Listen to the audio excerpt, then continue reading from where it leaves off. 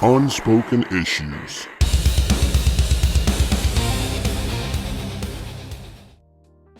In the early 1990s, Malibu Comics launched the Ultraverse, a new shared superhero universe during the comic book boom of 1993.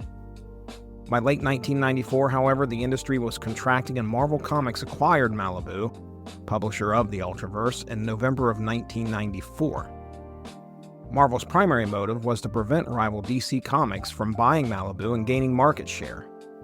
Once the purchase was complete, Marvel attempted to keep the Ultraverse alive by leveraging Marvel's resources, initiating crossovers and relaunches, lowering cover prices, and bringing in Marvel creators to boost the imprint.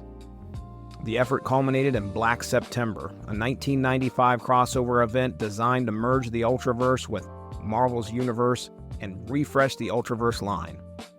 The event was intended as a soft reboot. It would resolve ongoing storylines, inject popular Marvel characters to attract new readers, and realign the Ultraverse continuity under Marvel's direction. In publishing terms, Black September is significant as the turning point that effectively ended the original Ultraverse and launched a short-lived new Ultraverse era under Marvel's control. It aimed to reinvigorate flagging sales and integrate the two universes, though in hindsight, it also marked the beginning of the end of the Ultraverse. Black September was a multi-issue crossover uniting Malibu's premier super team Ultraforce with Marvel's Avengers. The story ran through Ultraforce number 8 through 10 and a two-part intercompany crossover, Avengers Ultraforce number 1 and Ultraforce Avengers number 1. It concluded with a special one-shot issue, Black September number Infinity, in the fall of 1995. At the time of its release, Black September received mixed to negative response from many Ultraverse fans and observers. To Ultraverse's original readership, the event symbolized Marvel's takeover and the loss of the imprint's independent spirit. From a fan perspective, the consensus was the Ultraverse had lost the unique qualities that made it special. One Ultraverse historian later described the post-1995 output as a pale imitation of its former self, essentially a Marvelized Ultraverse hosting guest appearances by Marvel heroes, but lacking the original creative spark. Contemporary reviews of Black September were lukewarm. Critics noted that the Avengers Ultraforce crossover story felt like a fairly inconsequential continuity patch, driven more by an editorial mandate than organic storytelling. For example, a review of Avengers/Ultraforce number 1 called the story negligible as far as story relevance is concerned, and its place in Avengers continuity ambiguous, though it did praise George Perez's work on the project. In other words, Black September was recognized as a marketing-driven event, a dramatic stunt to reset the universe, rather than a critically acclaimed narrative in its own right. The relaunch did little to reverse the Ultraverse line's fortunes. The 1990s comic market was in decline overall, and fans were gravitating back toward the familiar Marvel and DC universes during the downturn. Marvel's own financial troubles, the company would declare bankruptcy in 1996, further hampered any long-term support for the Ultraverse imprint. As a result, the hype of Black September quickly gave way to steeply falling sales, and the Ultraverse's new titles struggled to find an audience beyond dedicated Malibu comic fans. In comic fandom, the Black September saga has since become a cautionary tale about corporate acquisitions, remembered for how Marvel's intervention abruptly redirected and ultimately extinguished a rising independent universe. Nevertheless, Ultraverse devotees continue to reminisce about the original Malibu era. The line has attained a bit of lost gem status, with articles and discussions even decades later about the characters and why they vanished from the shelves. The immediate aftermath of Black September was drastic. As the final battle's in-story outcome, all ongoing Ultraverse series were canceled in late 1995. The event reset the Ultraverse continuity, allowing Marvel to relaunch key titles with revised histories. In September of '95, Malibu, under Marvel's ownership, released the Infinity issue reboots of 7 core Ultraverse titles: Ultraforce, Prime, Mantra, The Nightman, Rune, Siren, and the all-new Exiles. All got Infinity issue comics. Each of these titles began with a special issue Infinity, often with a black cover and a new number 1. The Infinity issues themselves were cover dated September of 1995, symbolically representing a start from Infinity, a fresh start out of the Black September reboot. Marvel populated the relaunch with some of its own characters and creators to entice readers. For example, Ultraverse featured art by renowned Marvel artist George Perez, and its story established Black Knight as the new leader of Ultraverse. In the all-new Exiles, Marvel's Juggernaut became a core member of the team and leader, dramatically crashing into the Ultraverse scene. Other Marvel guest stars cropped up briefly. Captain America teamed with Prime in one issue. Loki menaced the Ultraforce. Spider-Man made an appearance as Marvel attempted to draw its mainstream fans into the Ultraverse titles. The Ultraverse continuity was significantly altered in this new Volume 2 era. Some original Malibu characters were written out of existence, or had their histories revised. For instance, the popular Ultra Hardcase was initially erased from the new reality. In story, he was shunted into limbo by the Black September wave, and then completely vanished from comics until a late story arc brought him back from exile. The Armored Hero prototype was retroactively simplified.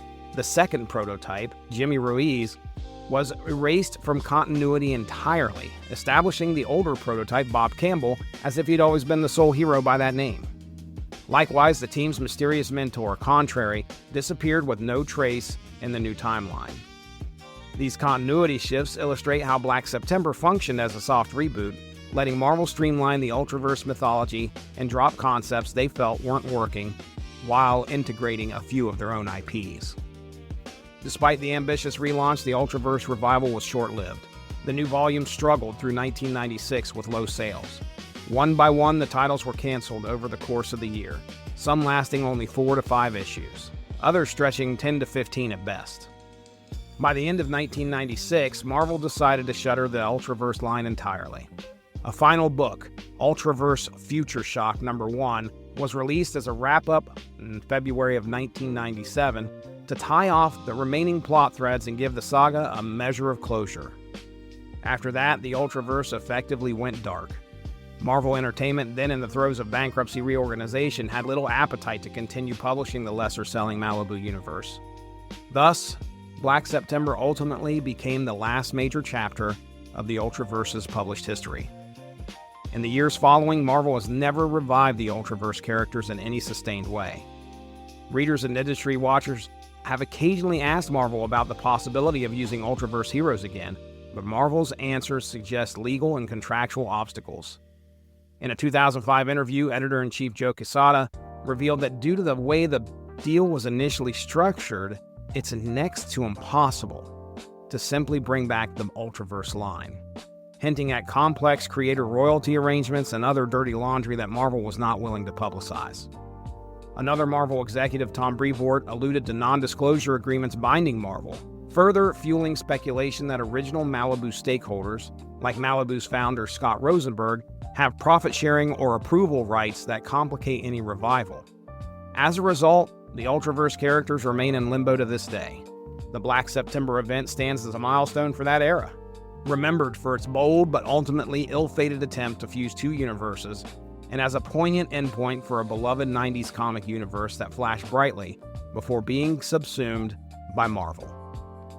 Fans of the Ultraverse still miss the world Malibu built, and keep its memory alive through fan sites and discussions, but Marvel's handling of the brand post-1995 has largely been to let it quietly fade into comic history as a closed chapter.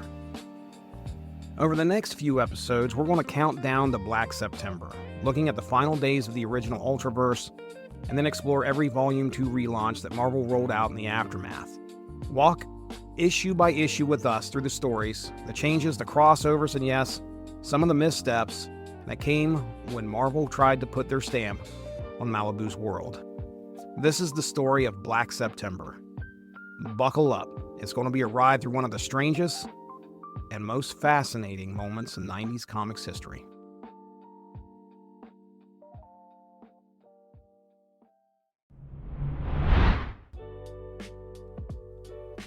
Okay, let's get to know some of our characters here that are going to be involved in the Black September event.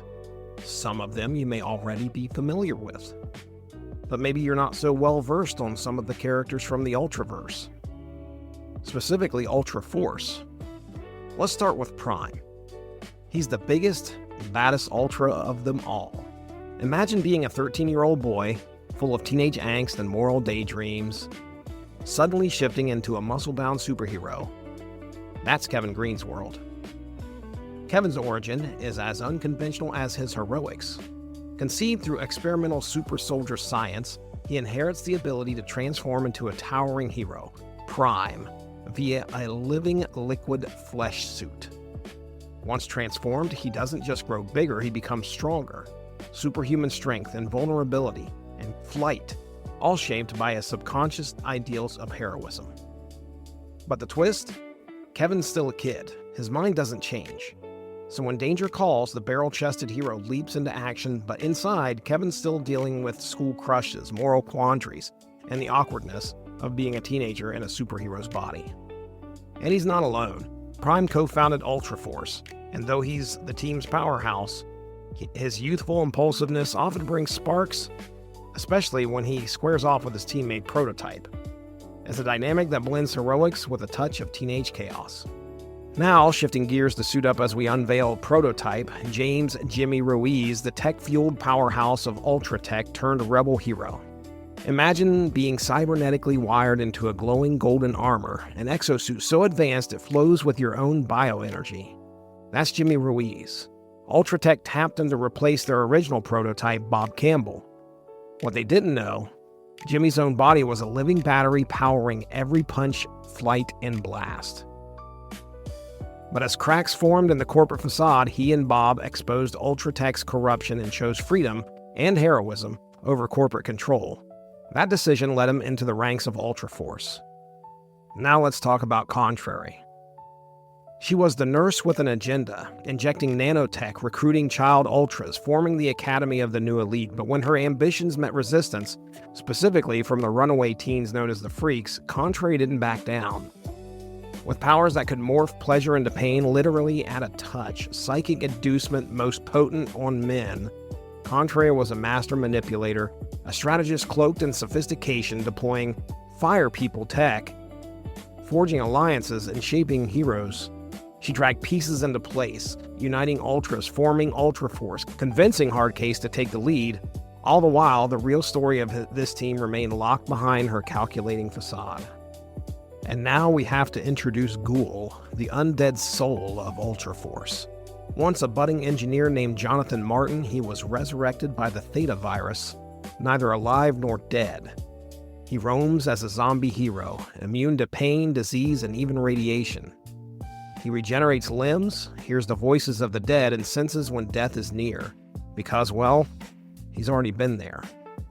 At one point, he tried to warn his friend Pix about her fate, only to be ignored. When the island of the Fire People needed mediation, he summoned ancestral spirits to broker peace.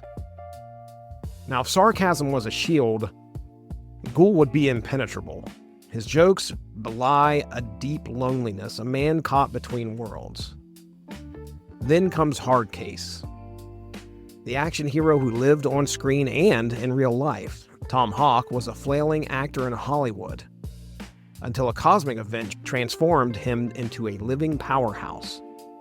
With a single burst of alien energy known as the Jumpstart Effect, he gained staggering strength, durability, and senses. He leapt from a dying member of the squad to the forefront of a new age of public superheroes. He was the original Ultra Hero.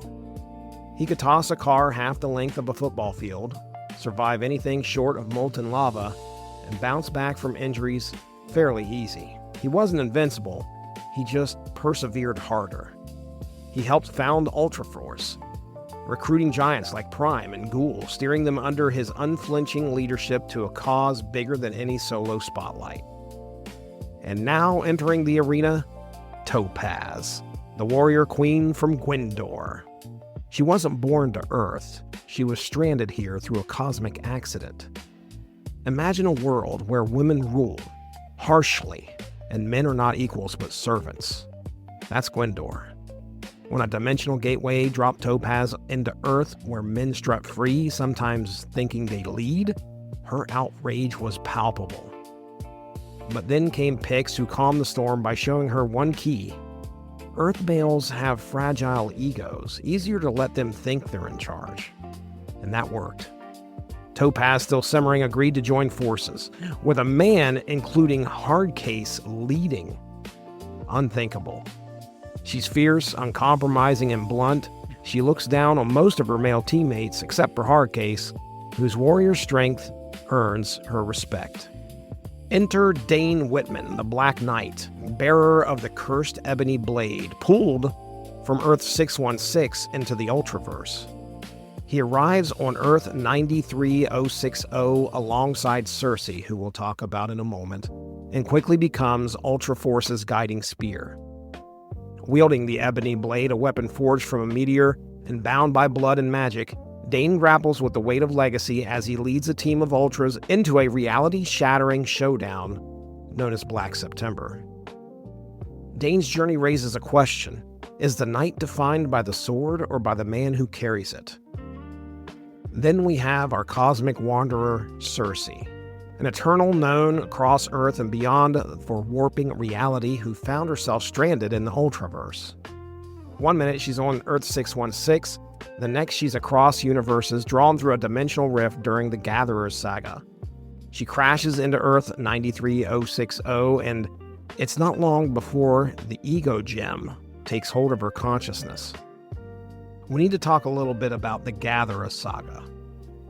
This is a storyline that unfolds across Avengers issues 343 through 375. It was penned by Bob Harris and illustrated by Steve Epting. We have Proctor, an alternate reality incarnation of Black Knight, assembling a team of alternate Avengers dubbed the Gatherers, all survivors of their respective world's destruction. Misled by Proctor, each Gatherer believes that the Prime Universe Cersei is responsible for their world's demise, compelling them to gather their counterparts from Earth 616 or face a fatal breakdown. Notable gatherers during this story are an alternate swordsman, the Cold Tiger, a version of Black Panther, and Magdalene. The Vision is temporarily replaced by an alternate, more erratic version planted within the Avengers to sabotage them from the inside. Proctor's twisted personal vendetta forms the emotional core, scorned by his life mate, Cersei. He unleashes multiversal chaos to both destroy her and rebuild his sense of purpose. The saga is rich with interpersonal drama, a love triangle between the Black Knight, Cersei, and Crystal, team distrust, and anguished confrontations that add layers of tragedy to the battles. Team members are often driven by grief, vengeance, and betrayal, making the Avengers' task not just heroic, but deeply personal and emotionally fraught. As the Avengers uncover the truth that Proctor orchestrated the destruction of these worlds and manipulated everyone, final confrontations erupt in Proctor's stronghold. In the aftermath, Cersei is freed from his torment and leaves with the Black Knight, exiting reality as Proctor is defeated, though more realities are left in disarray.